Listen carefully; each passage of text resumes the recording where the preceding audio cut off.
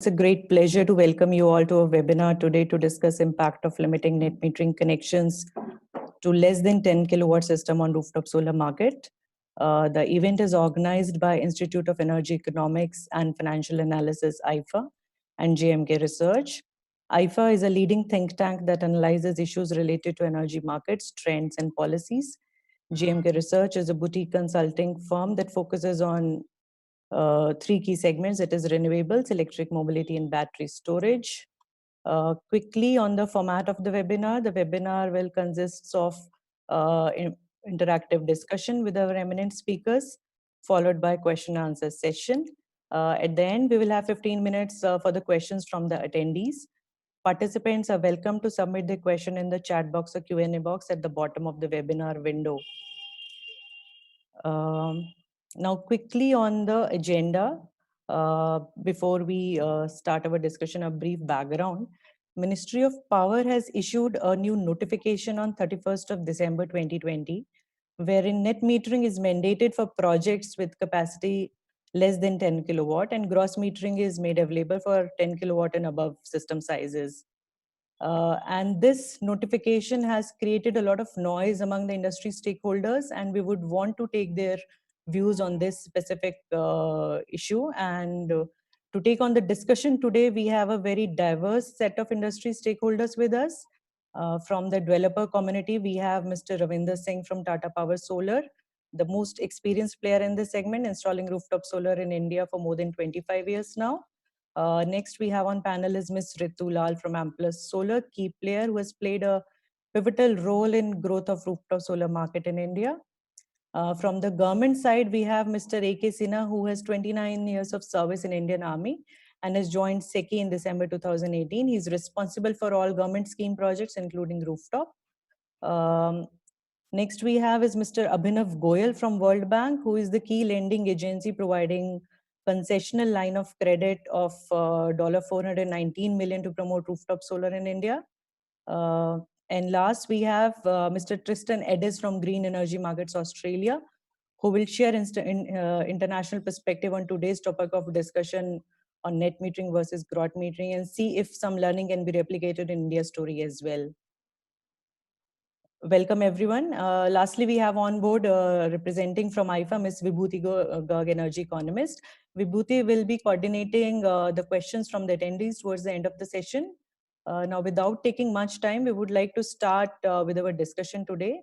And we would like to hear the opinion of the leading project developers first. And we would like to start with Ms. Ritu from you. Ritu, what is your view on this notification from the government, and how is this going to impact the rooftop solar market in India and your business in general? Over to you, Ritu. Thank you very much, Jyoti, and thank you for having me on the panel. And I look forward to hearing the views from everybody else. And thanks for putting together, a diverse panel that has that will be able to give us a lot that we can take forward. Right at the onset, personally, I don't have any issue with gross metering as a concept. I understand a part of where this is coming from, and that is that as the attractiveness of the rooftop solar market grows, especially for the larger consumers, the C&I consumers, who form the bulk of revenue for distribution companies start to feel the pinch. I get that. I understand that as an issue, and I think that issue needs to be addressed. Gross metering is a way to address that issue. But unfortunately, the manner in which it has been put forth, it's left hanging. What is this? Gross metering is not a new concept. It has existed in India for a long, long time, ever since, Amplus has been in business, and we started our solar business in 2013. Gross metering has existed. It has not had many takers. Even we've got 2 plants on gross metering for a feed-in tariff, which was attractive, but that's about it. It's not worked because it was complicated. It's not worked because you have to expect payments from distribution companies, which is a huge turnoff for anybody who's working in this field.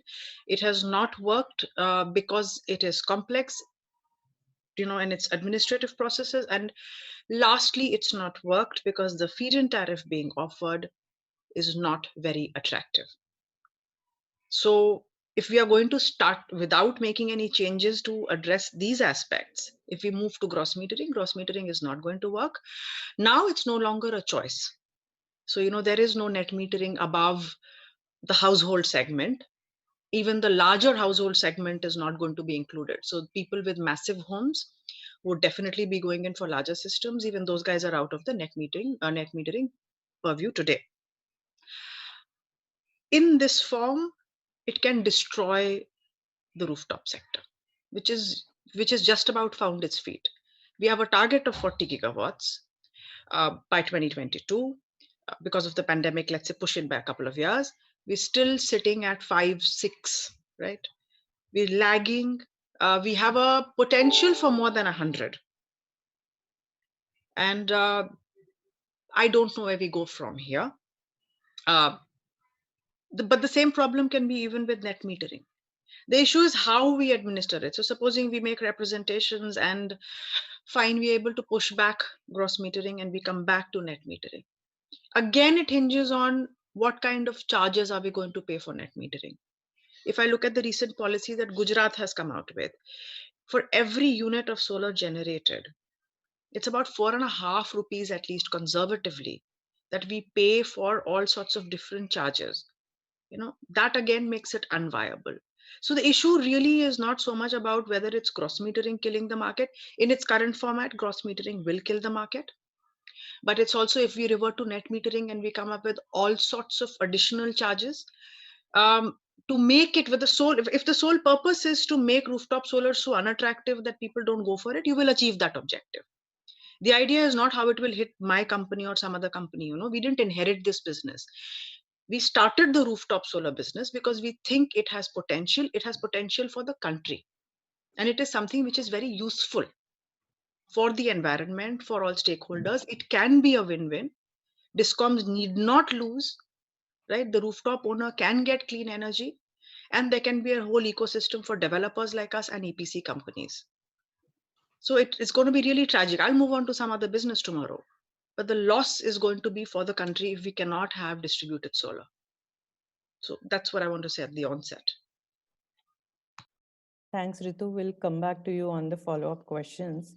But let's hear it from the most experienced player in this segment, that is Tata Power Solar, Mr. Ravinder.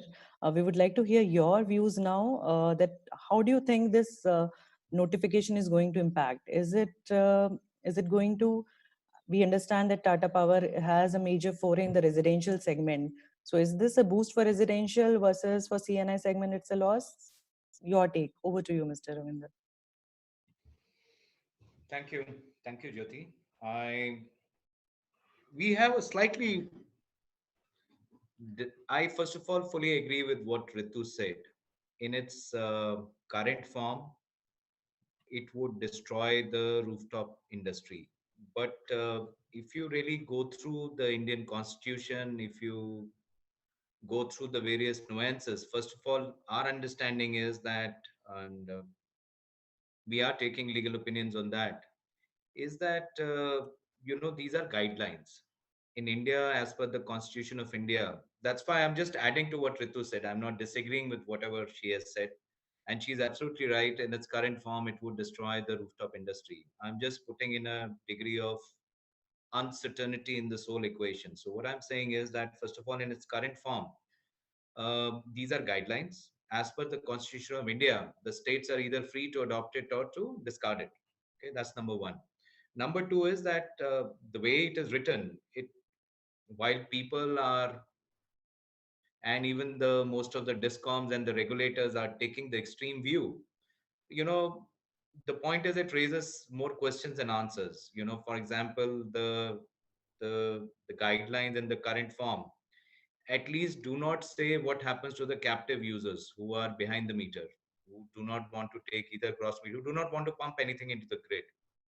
Okay, our understanding is that that segment of the market should stay the way it is. But the feedback which we are getting from the market is that the regulators are taking a view. No, no, no, you don't have a choice. You either have to do net metering or gross metering.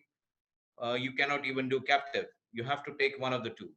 Okay, that's not what our understanding is. It goes against the tenets of the Indian Electricity Act 2002, which permits the users to set up their own power plants. So, to my mind, of at this point of time, there is a lot of ambiguity in the way the guidelines are going to be implemented, and also, you know, there are some open areas which are not being addressed. And has it been done by design? I do not know. Okay, I cannot comment on that, but. To my mind, it raises more questions than answers. But if these guidelines are implemented the way people are interpreting them, then yes, it's a death knell for the rooftop industry. I think I would agree with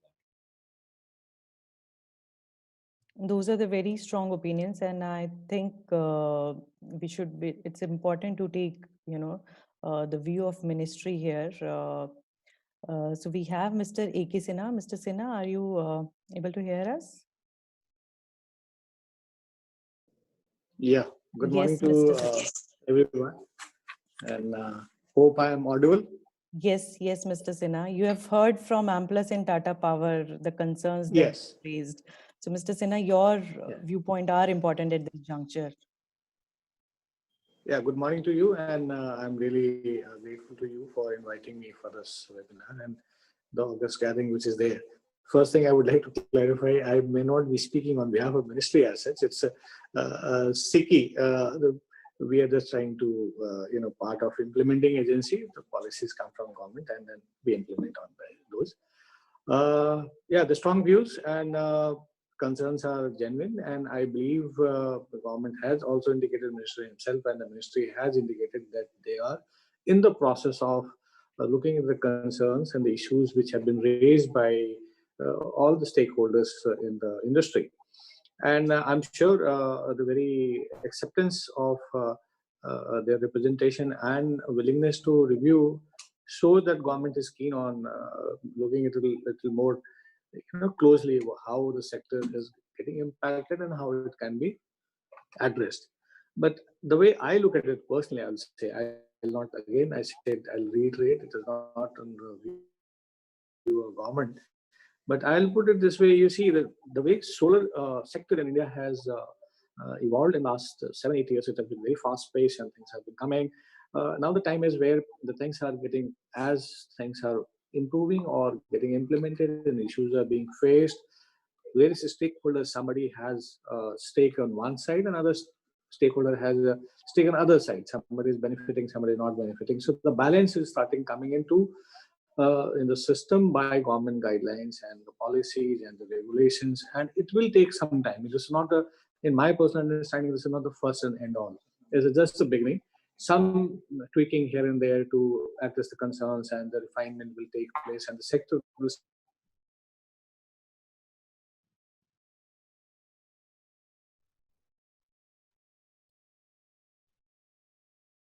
improving. I think we've lost Mr. Sinha. Start a step.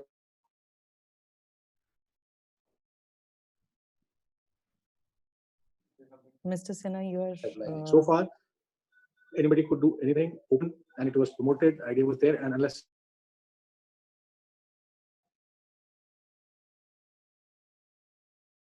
Mr. Sinha, we have lost you. We are not able to hear you. I think some connectivity issue.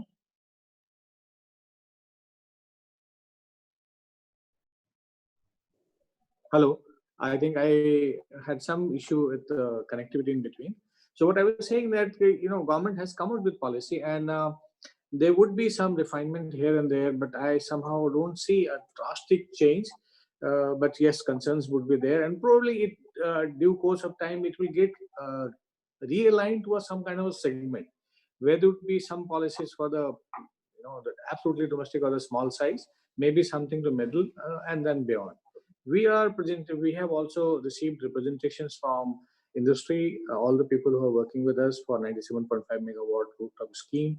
We have also raised the concerns, and with all the points and say justification, so that at least the whatever the schemes which are there in the pipeline, they've been awarded, they should not have an impact. At least we should go through. We are awaiting their clarification. We have spoken to them, and we hope we'll find something. So just to end this, I'll say we are in the process of readjustment, realignment, and refinement of the complete segment. Probably it may have some more clarity in times to come, but we say see complete sector first becomes redundant, it won't happen. Yes, realignment of some issues may take place. Policies, we are hoping they will have some clarification very short. Thank you. Thank you, Mr. Sinha. I think every one of us is hopeful that some solution we'll be able to find out to get out of this situation. Um, next weekend, we have with us Mr. Abhinav Goyal. So, Abhinav, I would like to know from a lending agency perspective, what impact these regulations are going to have on you. Your views on this, and secondly, do you think there is any solution to this problem? Over to you, Abhinav. Okay, thanks, Jyoti. So on the first question, I would say so. We have a $625 million line of credit to State Bank of India, of which SBI has so far kind of sublended around 50% of it. So 50% is still remaining, and we just have less than a year to go before the program ends. So certainly, like if the policy environment is not conducive, that definitely impacts the disbursements which would be made under the program. So while I fully agree with the fellow panelists about the concern they have raised, so and we are hopeful that ministry would kind of take it up at the appropriate level and kind of come out with a amendment or a clarification which would be suitable for the sector.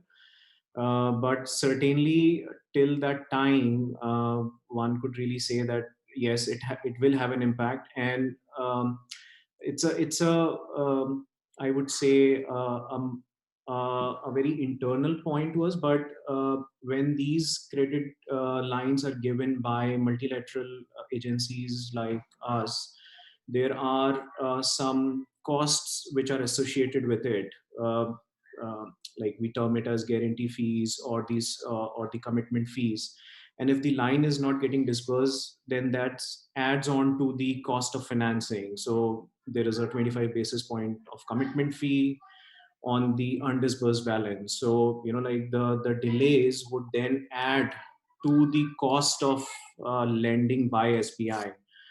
So while that would be a minor point within the whole, like for the overall sector and the implications on the growth of it, but certainly we do see this as a challenge, particularly for when it comes to disbursement under the program. Second point related to the solution. So like we had seen MERC in late 2019, they came out with the regulation where they have clarified that the impact, the revenue impact is not significant because the installed capacity is low or is lower than the state targets. And then the MERC took a stance that until the 2 gigawatt target, which they have for rooftop solar, is achieved, net metering will be allowed. So in our understanding, while we do believe that there is a impact and it needs to be addressed in the sense that there should be a balance of interest of the consumer interest and the distribution utility. Somehow the way which MERC has taken seems also promising, that allow net metering, but with a banking charge, because there is a wheeling loss for the net metered consumer, and that can be compensated in kind. So I think that's a good approach, especially in view of the targets and the time which is remaining for us to achieve the 40 gigawatt target. That's I would say for now, and hand it over to you. Thanks, Abhinav. Those are very valid points. But we would like to hear it last from Tristan once, and then we can have an interactive discussion with each other and find out what could be the possible solution. So, Tristan, we would like to, we'll be happy to hear your views on the Australian rooftop market. And we have seen that Australia rooftop market has also switched from net metering to gross metering now. And your insights around it will be important for us, and we'll see if there can be any learnings for the Indian market. Over to you, Tristan. Yeah, sure. Am I able to share my screen at all? I can Yes. do this without doing that, but is it possible to do that? I've just allowed you, Tristan. You can try now. Oh, brilliant. Okay, great. Firstly, Australia hasn't shifted to gross metering. We are on a net metering model, and that is, but we have very different. Now, I hope can everyone see the screen now? It should say Australia where rooftop solar rules the roost. Yes, we can can see that. Great. So we do operate on a net metering basis for both residential and commercial. So all commercial customers, but larger commercial customers, so customers that tend to have systems probably larger than about 50 kilowatts, tend to pay on the basis of they have a kilowatt hour charge, so a consumption charge, which can vary by time of day, but they also have a significant charge related to their peak demand they place on the distribution network. Sorry, Tristan, we are able to see your first slide only. Can you? Yes, sure. I'll jump through. So yes. I think the thing that I was asked to provide when I was invited was just to put a bit of perspective on rooftop solar in another country, and so rooftop solar is it will exceed our installed capacity of gas in the East Coast, which is the main grid network, by this year. And this chart, which we prepared for the energy market operator, foresaw that rooftop solar was likely to exceed coal by around 2029. We've since revised our forecasts. That's not illustrated in this chart, but we think rooftop solar is likely to exceed coal by around 2025. So it's now likely to be one of the large, I mean, obviously it doesn't generate at the same intensity as a coal plant, but nonetheless, it's a very significant source of generating capacity in Australia and will be the largest. So we are managing quite large levels of penetration reasonably easily. And I imagine part of the concern of the utilities in India around this move to gross metering is probably some concerns around system management and system stability. And we have found ways to manage quite high penetration. So this is the fuel mix in the grid over the last few days. And what we can see there, so I've just got it zoomed in on the Thursday of this prior week. And what we can see there is rooftop solar is contributing about 25% of total supply around midday, and combined with solar farms exceeding 35%. So we're managing reasonably high levels of penetration. And obviously, as you would have seen in that forecast, that is going to grow very substantially in the next few years. So it's something that we've found ways to accommodate and manage. Voltage rise has been the main concern, and some detailed studies have been done around voltage rise and found that actually the networks haven't been managing voltage very well at any time of the day. So we've had voltage rise problems at night time, and it's just been something that networks just didn't measure and monitor. And so they've actually got to move down the settings of their transformers more generally across the whole network to better manage voltage. So that was actually not necessarily a problem caused by solar itself. So while it has been blamed on solar by some network companies, once we went out and actually measured it in detail using a widespread metering, we found that actually there was a voltage problem across the network at night time as well. So those sorts of issues are now being actively managed reasonably okay. The other thing that I think is important to emphasise that might be important to this discussion is growth of system size has been incredibly important to growing the use of solar PV in Australia. So we started off, the market when it was sort of in its infancy was probably the average system size was 2 kilowatts, and now it's closer to 8 kilowatts. So it is predominantly a residential market, but part of the key to the growth was going to larger system size. The green there is annual installed capacity, so the amount that was installed in that given year, and then the blue is number of systems. And as you can see, actually number of systems in 2012 was larger than 2020, even though the amount of capacity was 3 times as large in 2020. So that sort of illustrates the importance of moving to larger systems. This is an illustration of how the market has moved from that sort of dark blue is 1.4 kilowatt systems. They used to be the dominant system size in Australia back in 2010. And as you can see, we've just trended to the market being dominated by larger and larger systems. And you can see that sort of dark blue in the top, that's over 10 kilowatt systems. And really, we're going to see a repeat of the pattern that we've seen over time. 10 kilowatts will now become, I imagine in the next few years, will become the dominant system size. So, and there's a good reason for it, which is that we have substantial fixed costs involved in installing a solar system. It may not be as bad in India, but obviously our labour costs are quite significant here in Australia, and getting labour to site is a key element, is the costs, and also doing the sales and the administration around it. And so if you can convince the customer to go for a larger system, you get substantial savings per watt installed. Now, the other thing that's pivotal to improving the economics of solar is, as module efficiency improves, you want to install more watts on a system in order to exploit the benefits from greater module efficiency. So you want to avoid rules that deter customers and the industry more generally moving towards larger and larger systems in our perspective.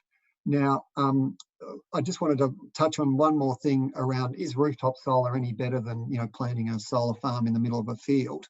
Now, in Australia, the peak load on the transmission network and distribution networks serving commercial districts, so large business premises that tend to be the ones that are going to install systems larger than 10 kilowatts.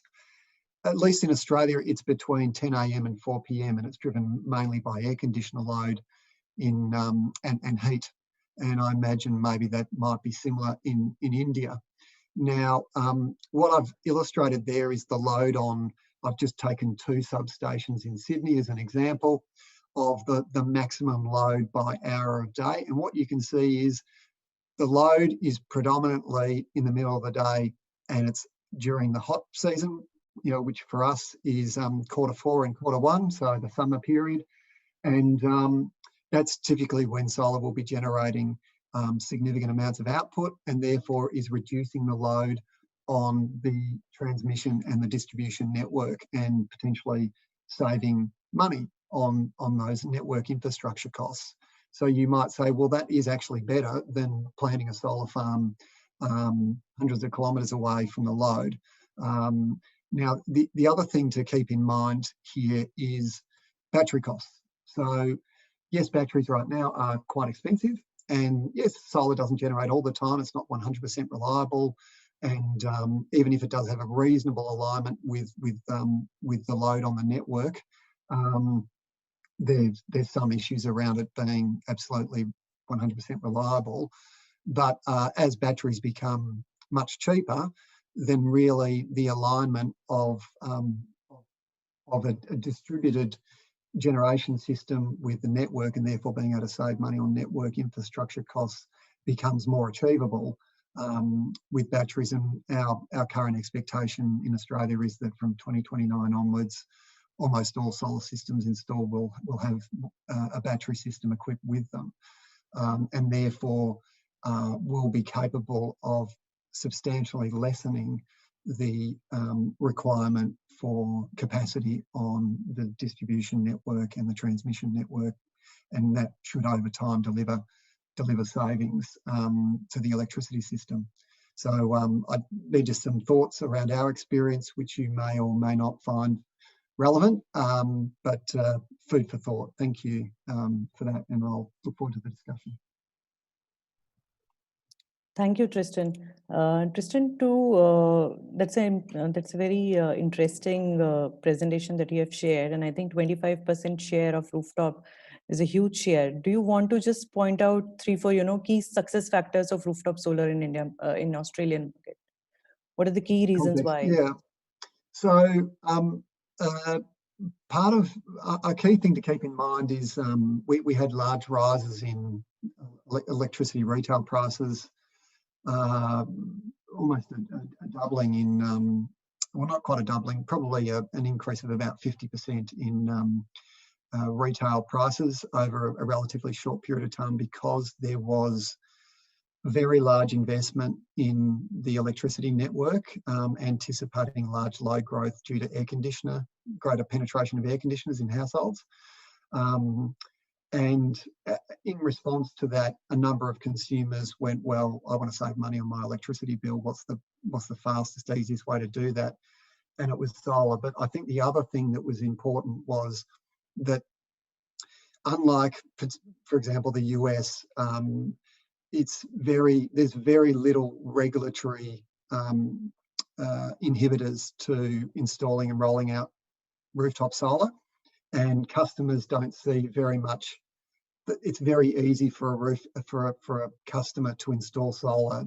The amount of administrative pain they need to go through in dealing with their electricity company is almost minimal, and so that makes it very easy for them to adopt it, and they see very little difference in electricity charges. But we are moving towards changes in the way we charge for electricity that mean that if you don't reduce your load on the network during peak periods, then your ability to save on that cost through solar is becoming harder.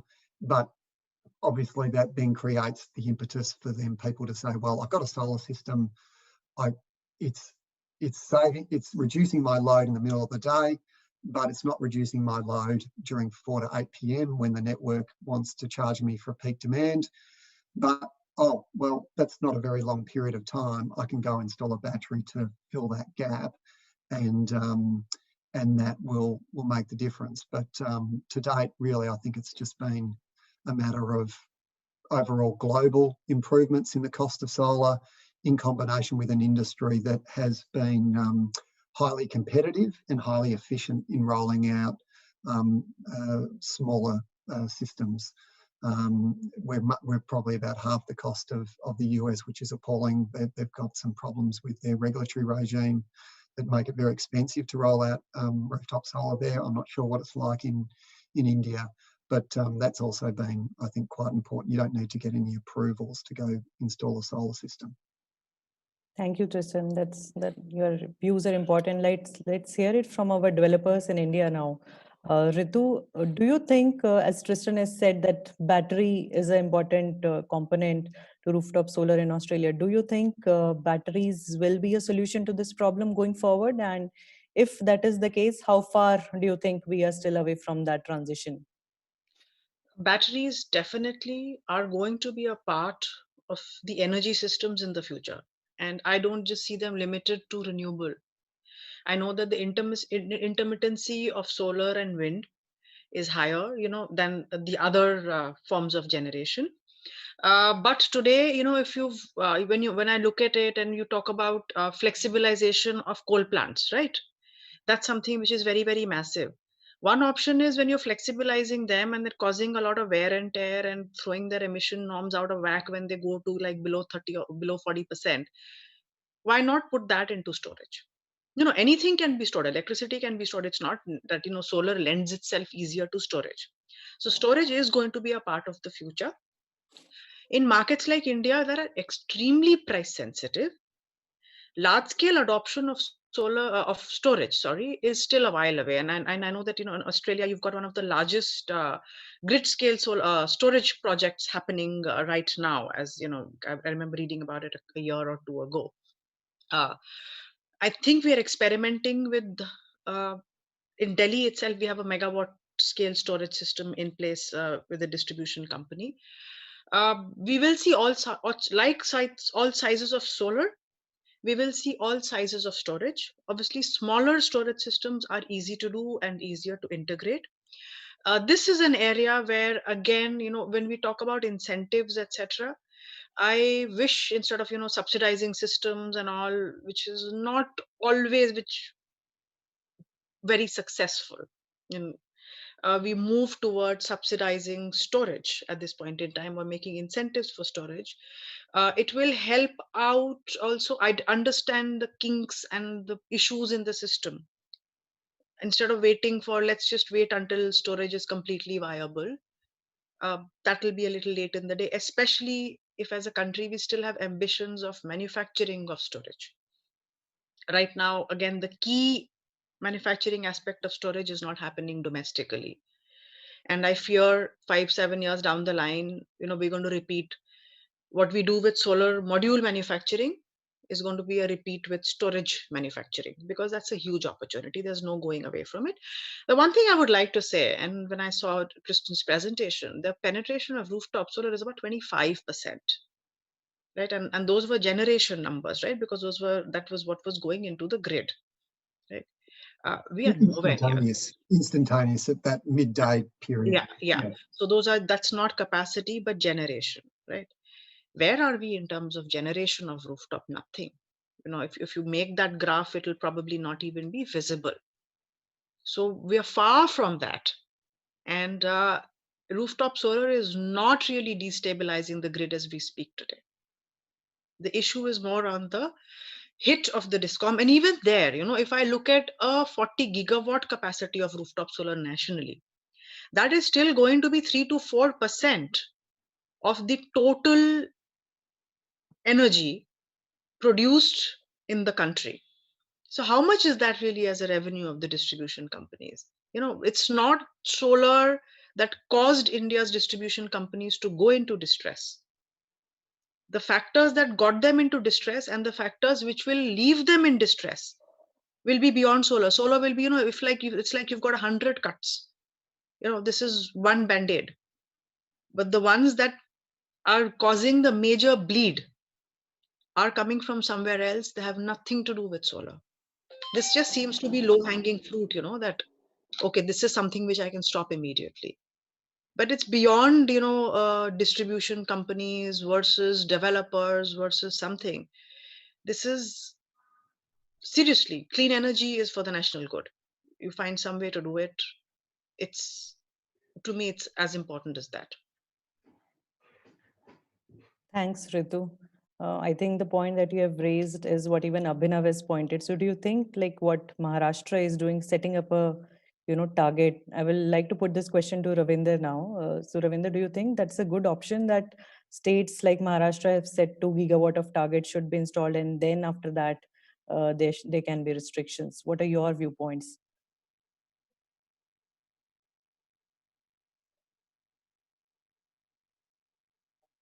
Ravinder, are you able to hear? My view, right?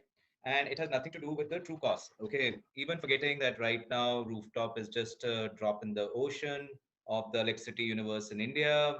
I think the issue which is there is that, okay, fine. There were people who were pumping into the grid, they were getting the benefit of a retail tariff without, really factoring in the cost which utility was incurring, okay, or the standby capacity which the utility had to incur because of the fact that the power still had to be on standby for these consumers. I think we have to find a middle path. What has to be done? What you're saying is purely again a short-term solution. 2 gigawatt capacity. Yes, that's welcome. Blah blah blah. No doubt.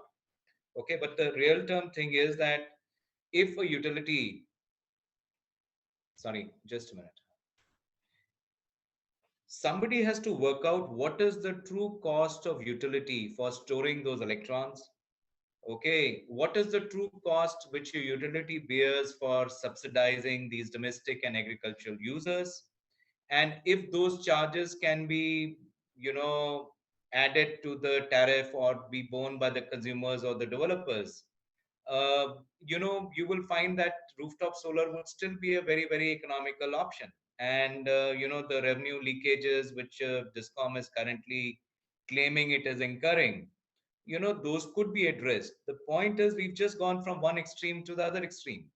I think there has to be a middle path, and both the industry as well as the government, the Ministry of Power, has to work in, and the regulators of all the state discoms have to work in finding the middle path. I think that's what needs to be done. There is no doubt that on-site generation is the most cost-effective way of generation. So why would you do something which just destroys the industry? I think that is what needs to be done. I think we've just gone from one extreme to another, and it's just going to cause turbulence. And every year the same thing happens.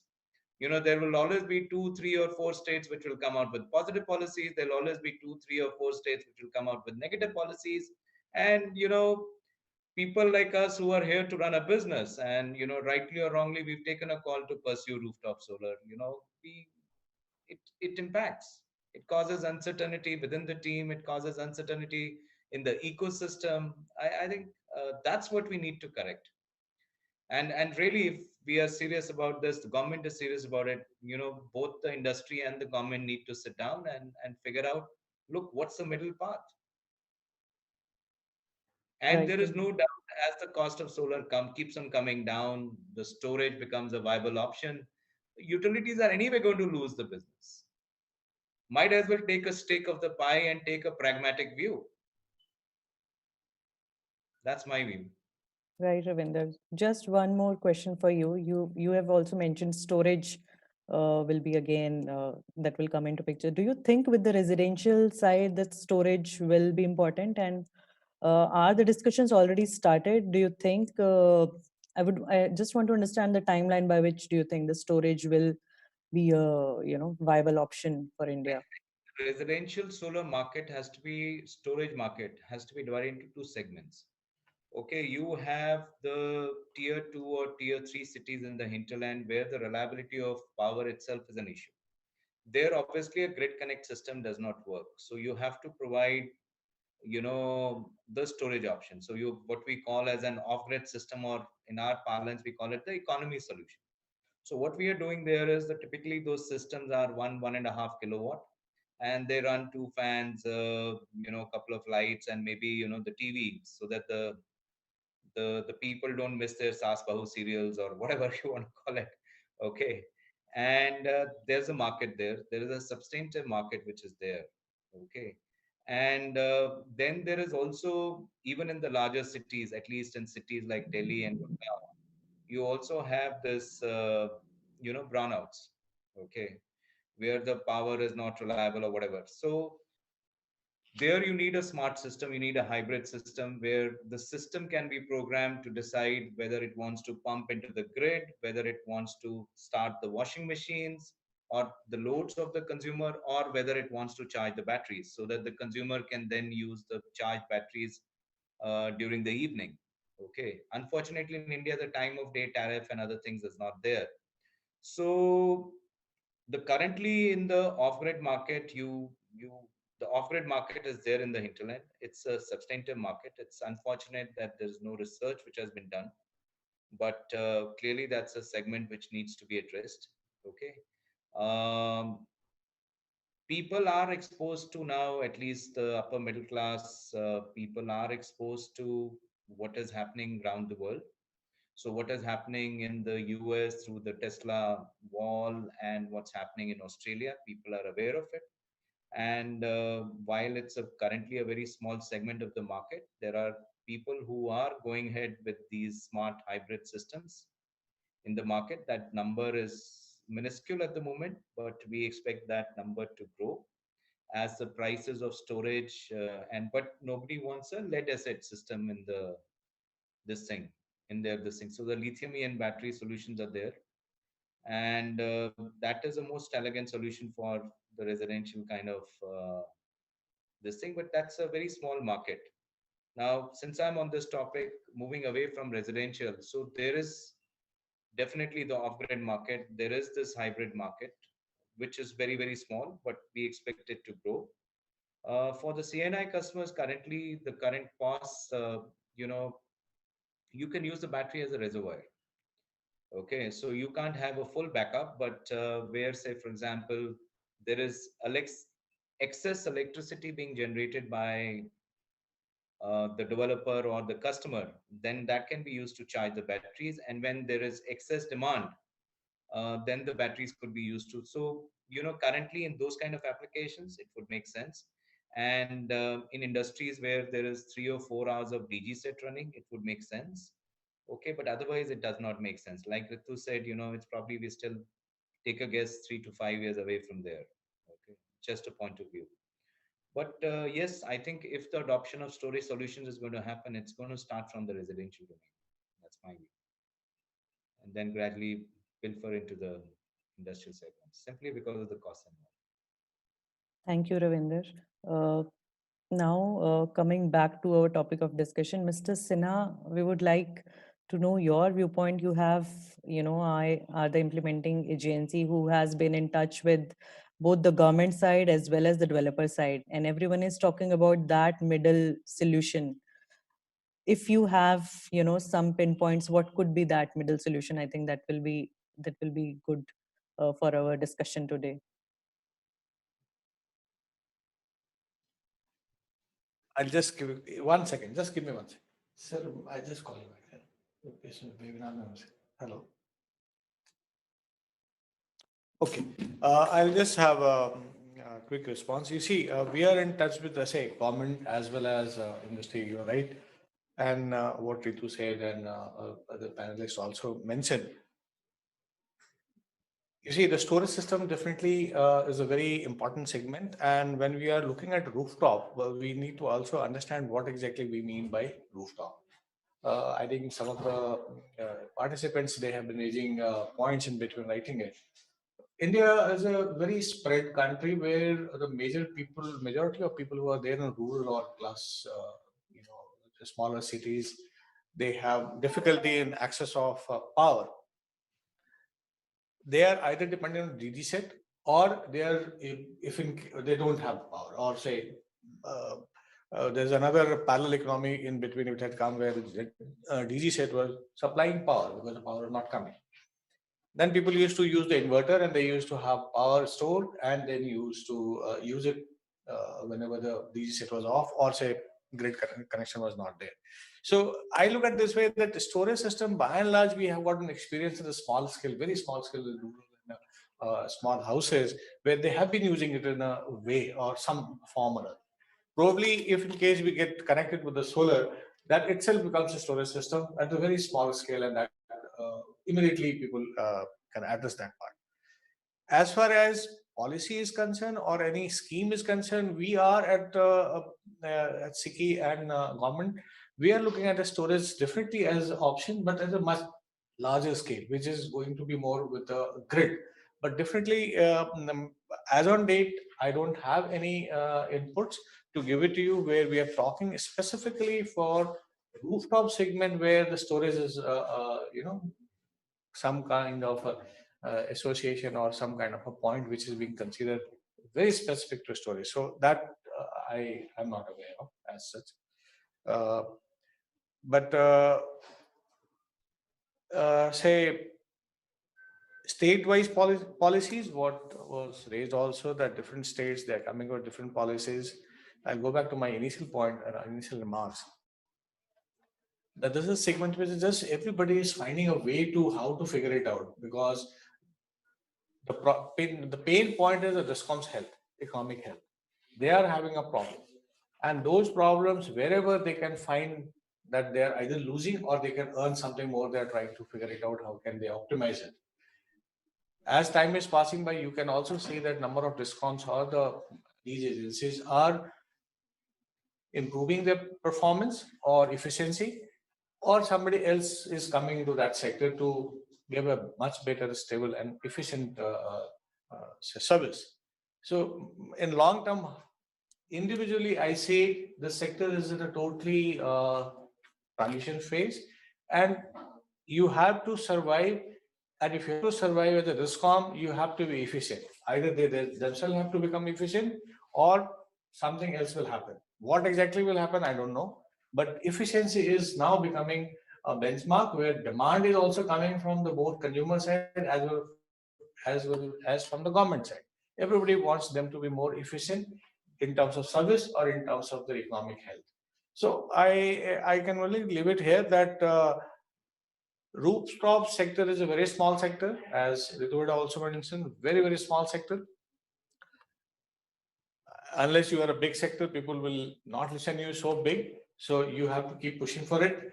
And we are trying to have the government policies where the common people who have limited money to spend on these things, they are looked after. They are not put into difficult situation. As far as storage is concerned, nothing is on the card at this point of time. As far as discussion is concerned in rooftop sector, it is a much larger sector. It is there. It will be coming. Maybe rooftop sector may not require because we already have experience. It's already there in the level system. So that's what my remarks would be on this. Thank you, Mr. Sinha. So now I would ask Vibhuti to take some of the interesting questions that we are getting from the attendees. Vibhuti, you can coordinate the question and answer session now. Thanks, Jyoti, and thanks to all the panelists for sharing great insights. I mean, just picking up from where Mr. Sinha was talking about in terms of various middle ground that is being considered. So while there has been a lot of kind of an opposition on net metering by the DISCOMs, even for banking of power, do you think one of the solutions could be that, most of the states are being asked to come up with the TOD tariff, because clearly that can address this issue to an extent where solar rooftops players won't be getting high tariff during off-peak hours, but during peak hours when there is a need for system balancing, and also will help DISCOMs to prevent buying expensive power from the market. So one of the solutions to address this can be that states which have TOD tariff, the gross metering can still be a viable solution, and it's kind of a win-win both for the DISCOMs as well as the rooftop players. And the other thing could be this P2P ECM kind of a model which is peer-to-peer energy sharing mechanism, where the rooftop solar plant owners directly sell excess generation to another consumer, and they make what is the likely tariff and the PPA. So are these some of the options being considered? Because in the current form, that's what I keep hearing from all the developers, that it's gonna hamper the solar rooftop market. So any views on this would be highly appreciated, Mr. Sinha.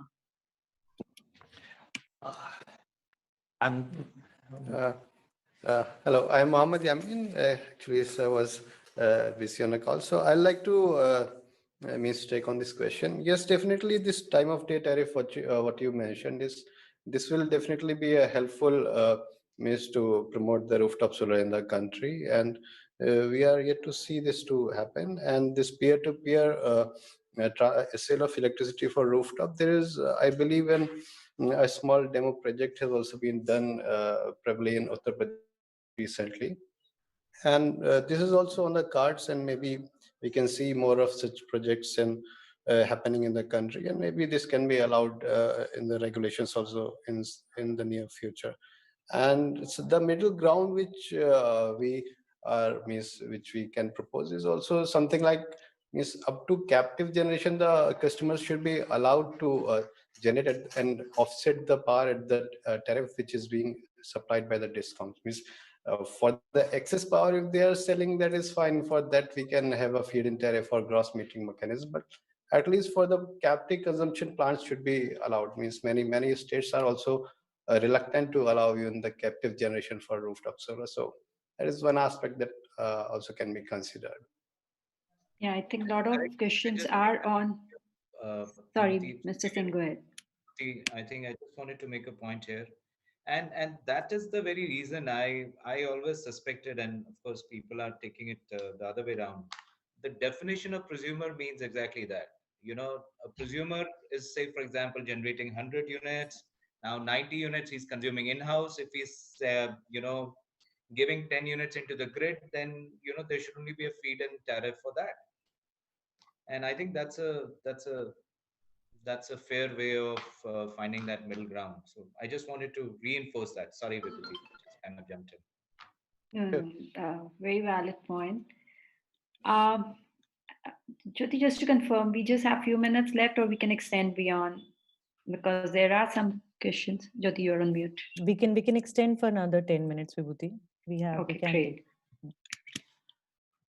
Mr. Goyal, I just wanted to check with you. You did highlight some of the issues that this new regulation will bring in terms of lending.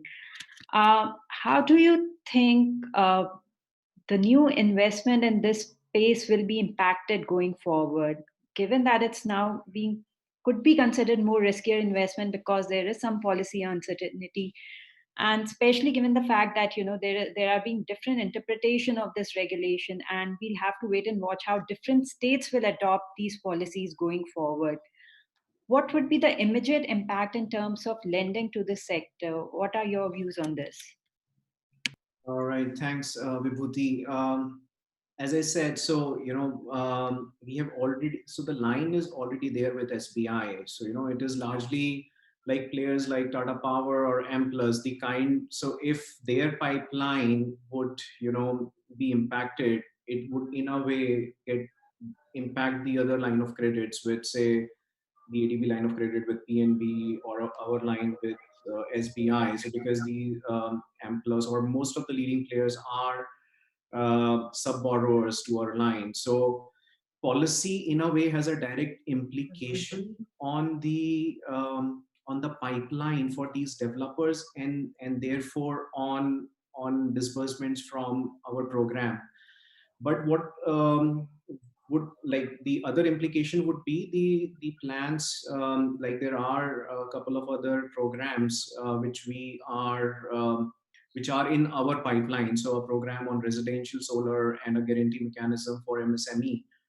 So we would basically right now just wait and hope for a remedial action to these rules to kind of evaluate. But certainly if there would be an impact on the pipeline for these developers, that impacts our line, because we are just giving a line to a financial intermediary, and then that financial intermediary sublends to these developers. So yeah, I would stop here. Right. Thanks. I think, that's very, very crucial, because, unless these things or some middle ground is arrived at, I feel that the investment will get hurt. So we do hope for a solution. Maybe in the coming days, we do come up with some kind of a middle ground. Tristan, having heard everybody's views on how the Indian market, or about how the discoms are reluctant, and now with this new regulation, the developers are going to be reluctant, how do you think we can address this issue, especially from the perspective of discoms, to allow more and more players to adopt solar rooftop market and be less of a hindrance and more of an enabler for the various players, given your Australian experience? I think part of Australia is very different, because we moved to a regulatory regime governing networks where their revenue, that they were guaranteed that they would recover revenue from electricity customers equal to their infrastructure costs, irrespective of what happened to electricity demand.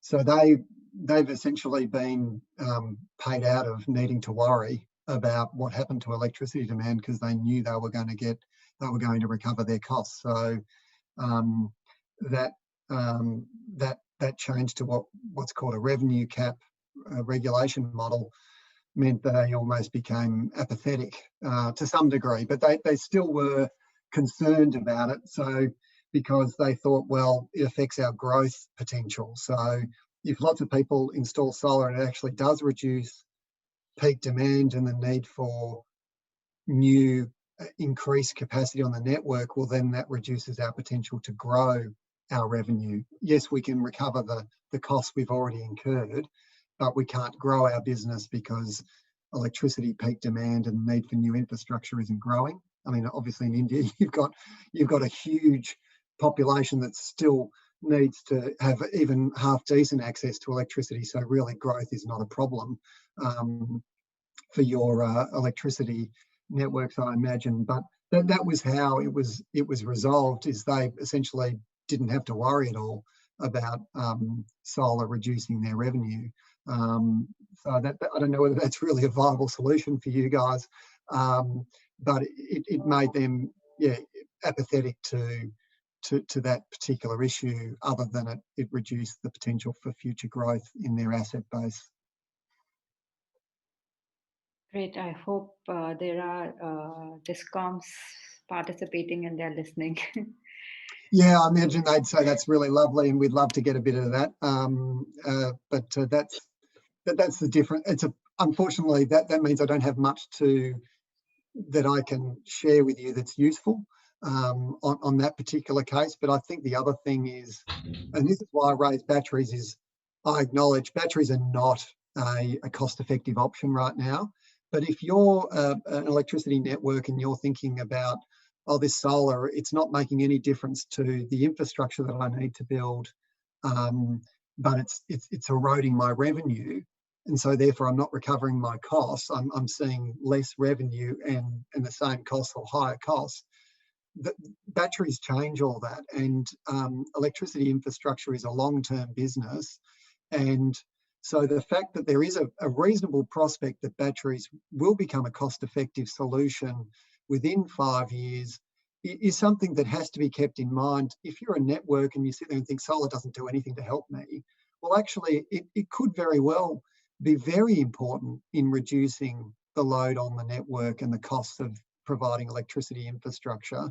When that install base is out there, it's much easier for you to take advantage of batteries once they do drop in cost. And I think there's a reasonably good probability that they will drop substantially in cost. So that's why I flag that as an important issue to keep in mind, is we can reduce the load on the electricity network and the cost of providing that infrastructure through a combination of solar and batteries once they come down in cost.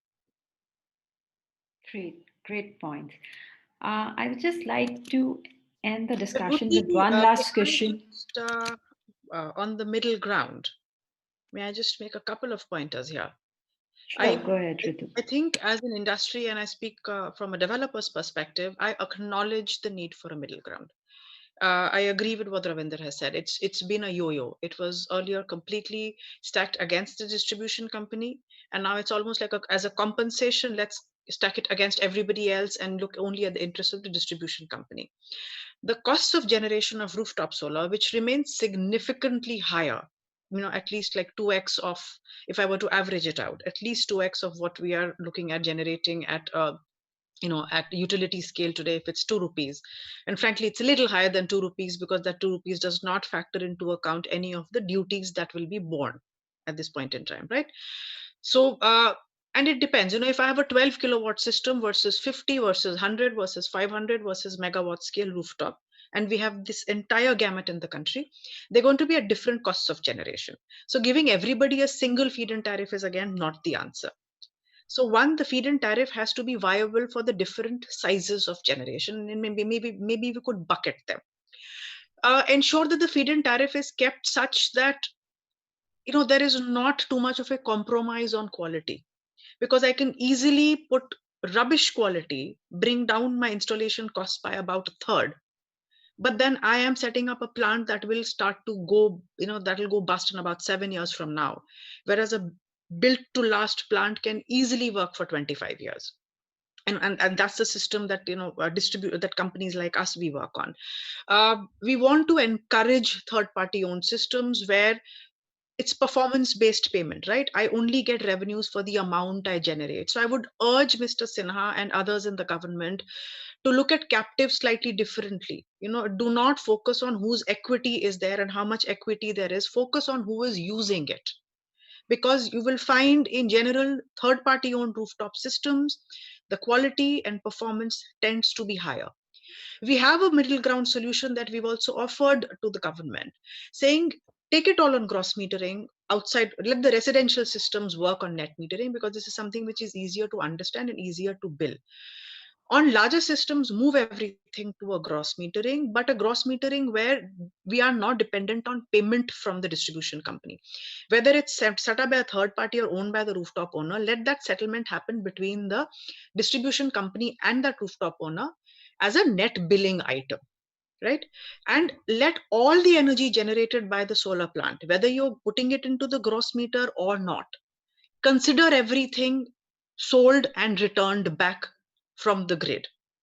If you're able to do that, then all of these other issues that the grid has on losing out on the cross subsidy surcharges, etc., that will go away. That pain point goes away. They're even going to be able to sell it back at the retail tariff for the commercial and industrial guys, which is much, much higher than any other segment that they charge from.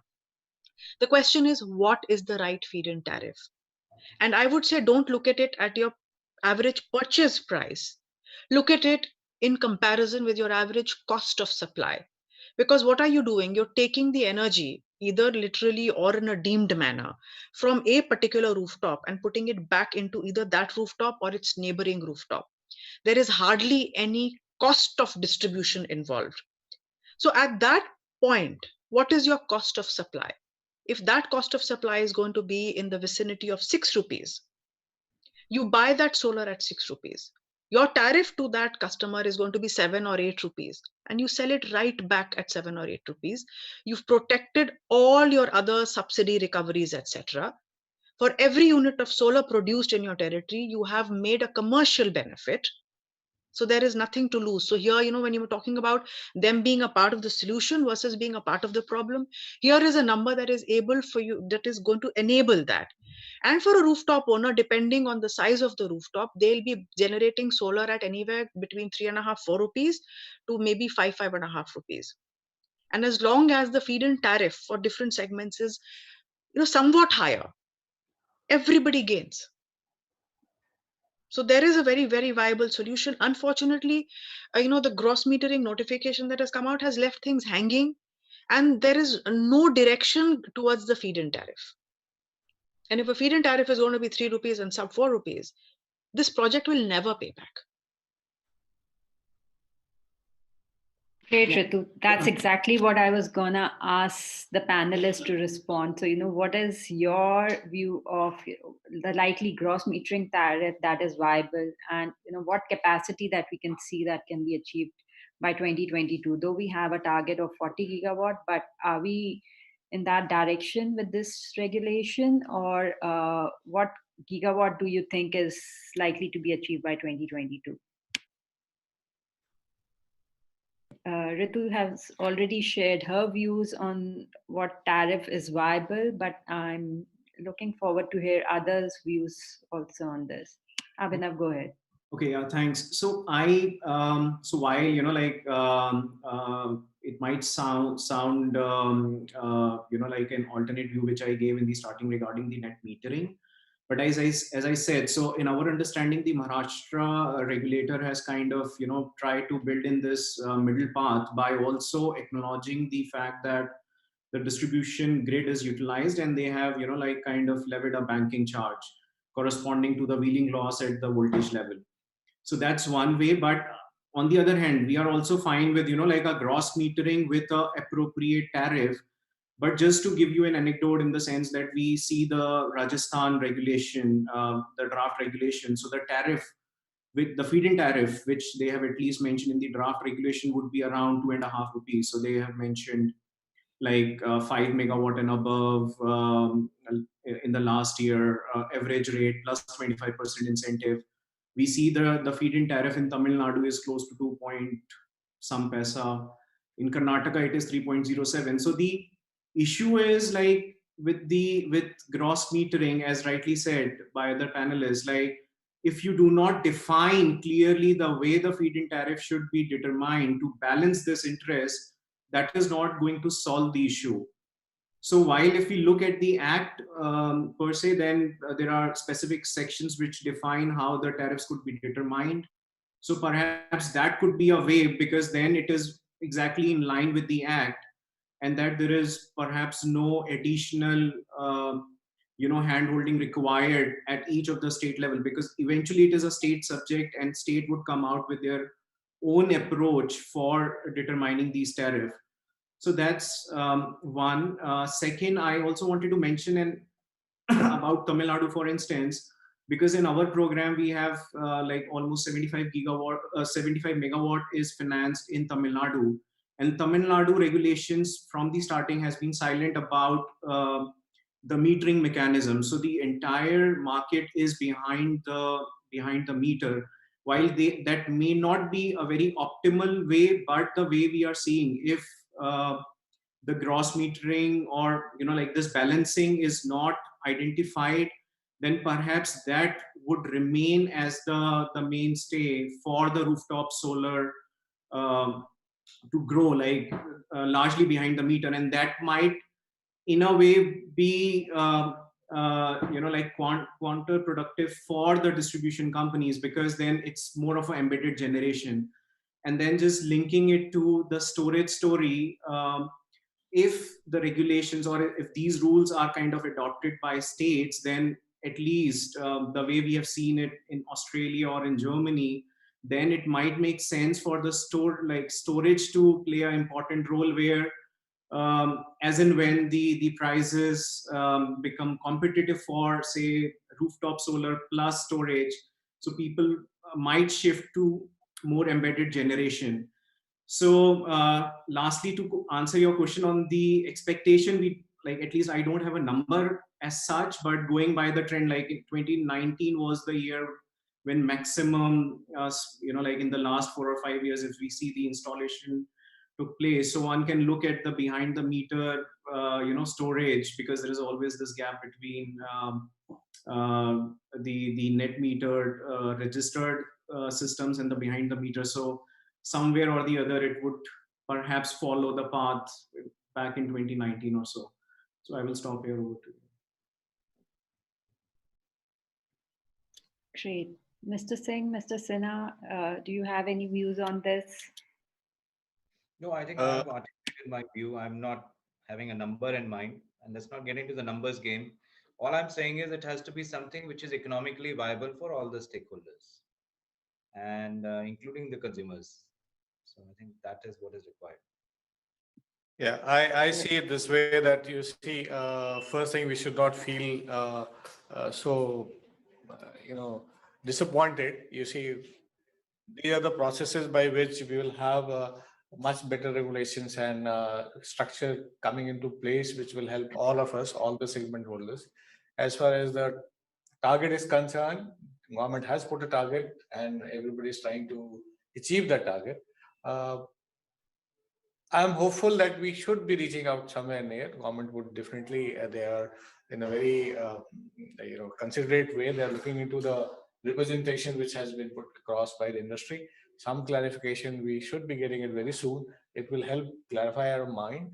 And as panelists and Ritu and Ravinder, they said that we have to have a middle ground. Definitely, that's what also as the idea, that we have to see what rooftop means. Rooftop cannot be put the all segment in one umbrella. It's a too big a sector, and they are totally different in terms of cost and return. So, and application also, it is whether for self-use or it is for domestic or some other purpose. So differently, that those issues may come up in due course of time as things move up, and I'm sure things would be much more clear. But I'm very hopeful that we should be able to reach the target set by government of 40 gigawatt. If not exactly 40, but somewhere very close to 40. The clarification will help all of us to move ahead. Too many players are there, too many stakes are there on in this field. So we have to be a little positive and find a way out of it. And government is aware about the situation. Thank you. Great. So thank you all for a very enriching discussion. The key points that I gathered from today's discussion are that these are the guidelines. It is for different states to adopt or discard it. However, it has put some uncertainty. And in the current form, we feel that it will destroy the sector. But as Mr. Sinha pointed out, that there will be clarifications that will come out, and I hope that it leads to more positive change. So, because many people are interpreting it in a very different ways. So, yeah. On the positive side, I feel that the government is open for discussion, and we are seeing that changes are likely to be kind of put across so that it is kind of beneficial for all the various stakeholders. We have heard different views from Tristan on the success of Australian market. So there's a lot of learning for us from there, because clearly the retail tariff in Australia has been increasing, if not doubling, but around 50% in a very short period of time. There is very little regulatory bottleneck and very easy for customers to install rooftop markets. So I hope all these experience can be kind of replicated in India, and I feel that we will see rooftop solar market growing multi-fold in the coming years. With this, we will bring the session to a close. I will just pass on to Jyoti for closing this session. Thank you all. Thank you, Vibhuti, for doing the question answer session and summarizing it so well. Thank you to all the panelists for sharing your viewpoints. I think at this point, these are important for government to take note of these. And as Mr. Sinha said, we should be hopeful that some solution we'll be able to find out. Thank you everyone for joining us. The recording of the webinar will be available on our website shortly. Thank you. Thank you. Thank you. Thank you, everybody. Thank you, Jyoti. Thank you.